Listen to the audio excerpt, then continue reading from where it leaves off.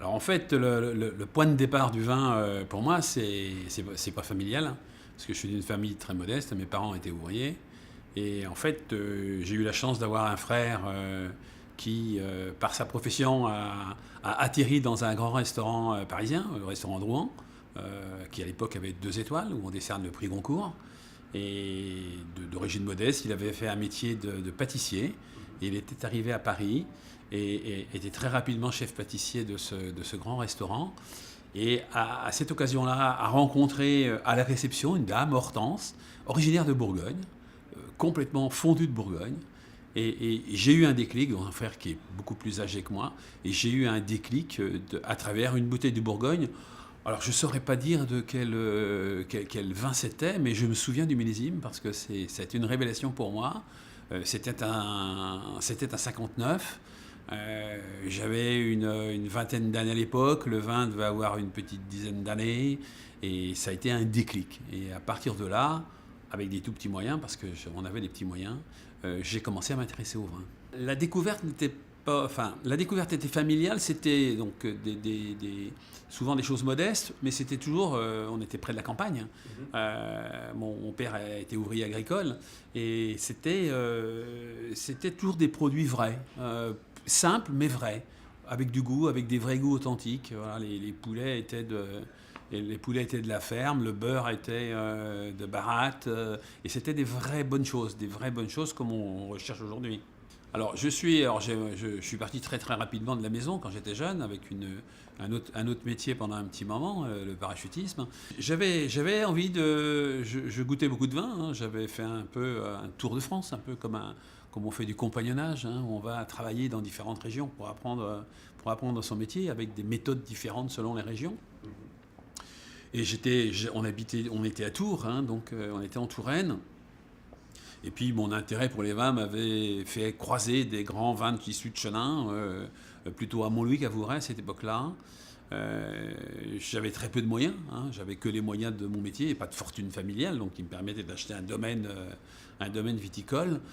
Ça me paraissait évident, faire des blancs au départ, ça me paraissait évident parce que d'abord le cépage me paraissait énorme et un peu et très sous-estimé, sauf dans les versions liquoreuses. Et c'est dommage parce que ça n'est pas que ça le chenin. Et puis c'était aussi un problème de moyens. À Montlouis, la vigne était très bon marché.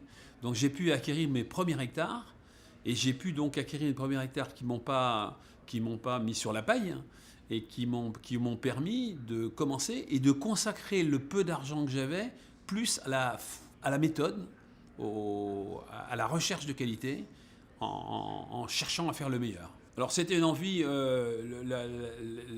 la relation avec la famille et l'agriculture s'était estompée. Entre-temps, mon père avait disparu depuis plus de 20 ans, hein. Mon père est mort très jeune.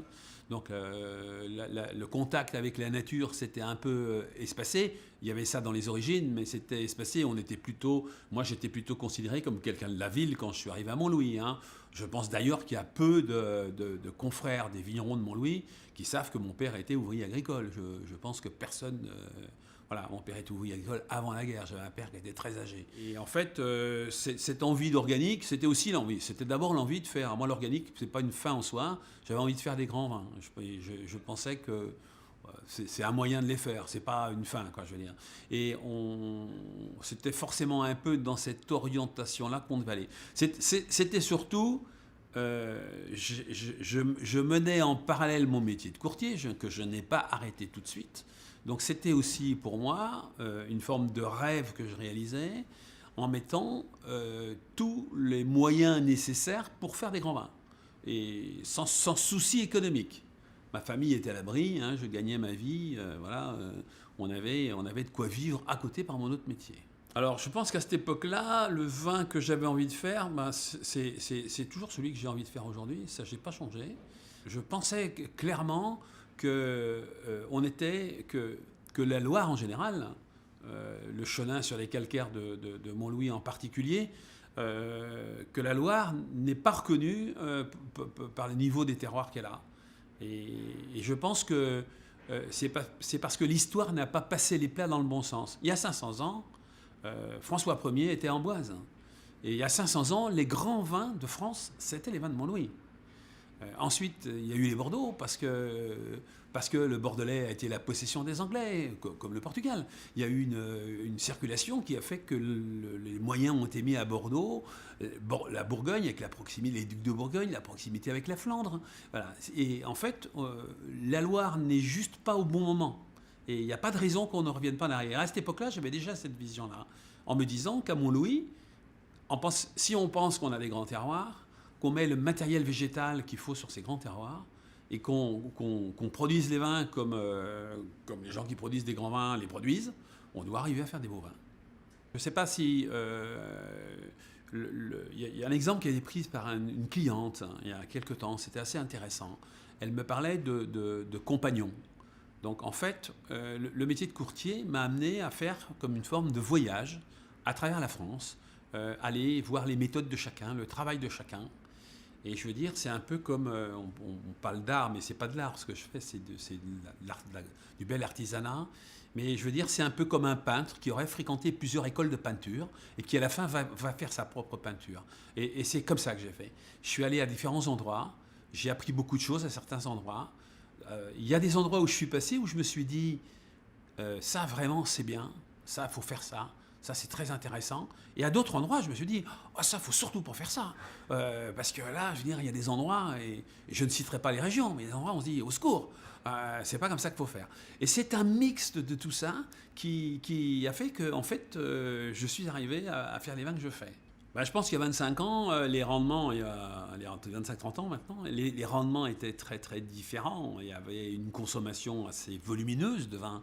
C'était une époque encore où en France, on avait un vin quotidien. Il y avait des quantités importantes de vin sans aucun intérêt qui étaient consommées. Et pour faire ces volumes-là, il fallait produire beaucoup. Et en produisant beaucoup, on produisait mauvais. Et on produisait un peu moins mauvais quand on laissait du sucre dans le vin. Donc en fait, je pense qu'il y avait cette déviation qui a été amenée pour laisser un peu de sucre dans tous les vins. On a un gros rendement, on a des vins qui sont très acides, on a des vins qui n'ont pas de chair, pas d'épaisseur. Et si on rajoute du sucre au départ et qu'on coupe les fermentations à la fin, on a des vins qui sont très mauvais, mais quand même plus faciles à faire consommer par le grand public. Et évidemment que c'était le modèle de ce que je ne voulais pas faire.